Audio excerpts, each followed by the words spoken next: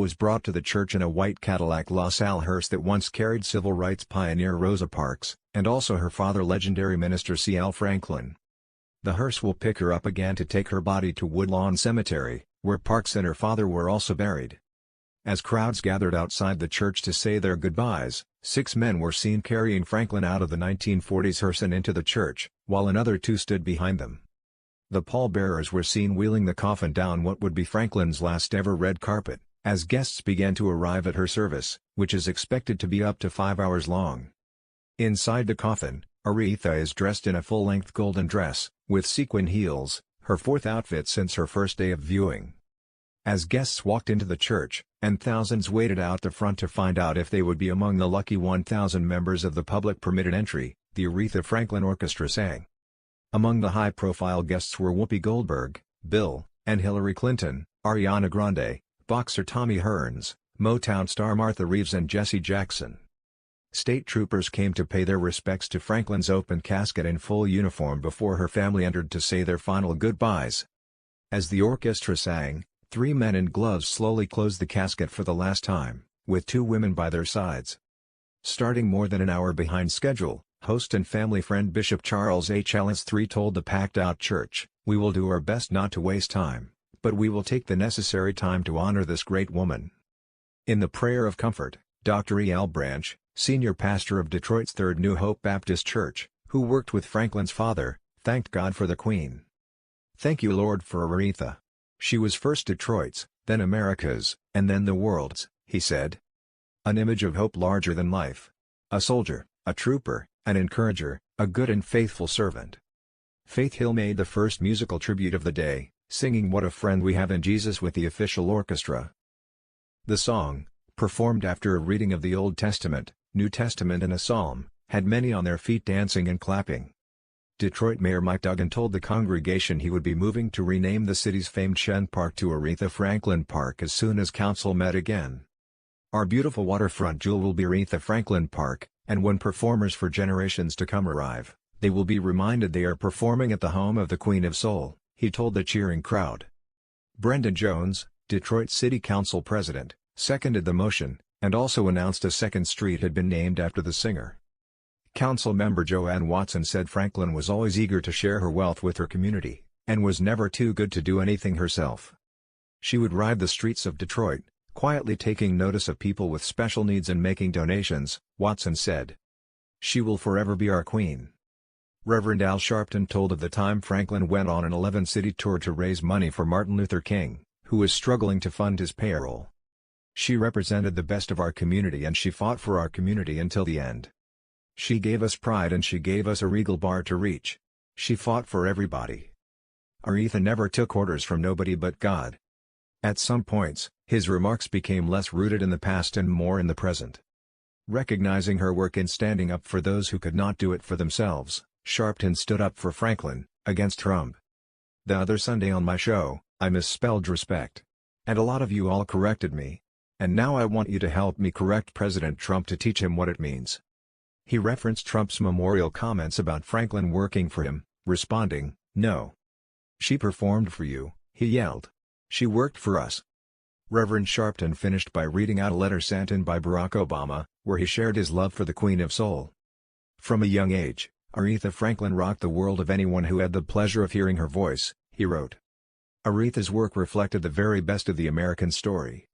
While the music she made captured some of our deepest human desires, the starlet's childhood friend, Smokey Robinson, told the congregation of the day the pair met, and how they had been close ever since. "My longest friend has gone home, and I know you're up there and you're celebrating with your family and all our neighborhood friends who are gone," he said. "You are going to be one of the featured voices in the choir of angels, you know, because you'd have to be. I'm gonna love you forever." Motown sensation the Clark sisters broke the somber mood with a rendition of their song "Is My Living in Vain?" During family reflections, Franklin's granddaughter told the church how proud she was to be related to her grandmother. "Every time I learn something new about my grandma, I see so much of herself in me and it makes me smile." Her grandson thanked Franklin for always putting the family first, and showing us the right way to handle success. "I'm sad today, because I'm losing my friend, but the imprint she left on this world can never be removed," he said tearfully.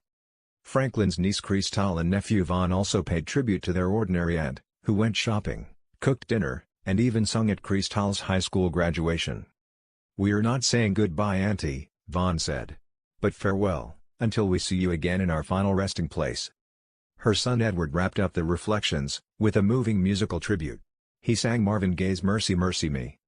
There were more political moments, with Bishop Charles Ellis taking a moment to acknowledge Maxine Waters.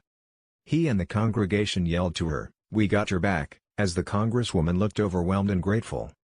Former U.S. Attorney Eric Holder remembered growing up to Franklin, and his delight at being able to meet her in person.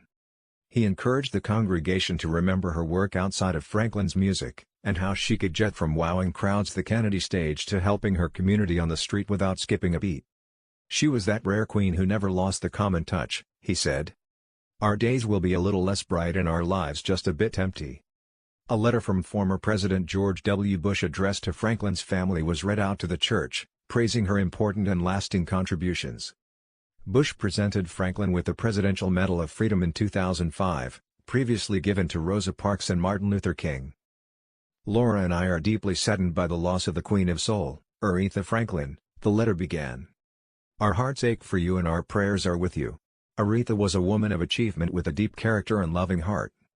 She made important and lasting contributions to American music with her gospel-inspired style and distinctive voice.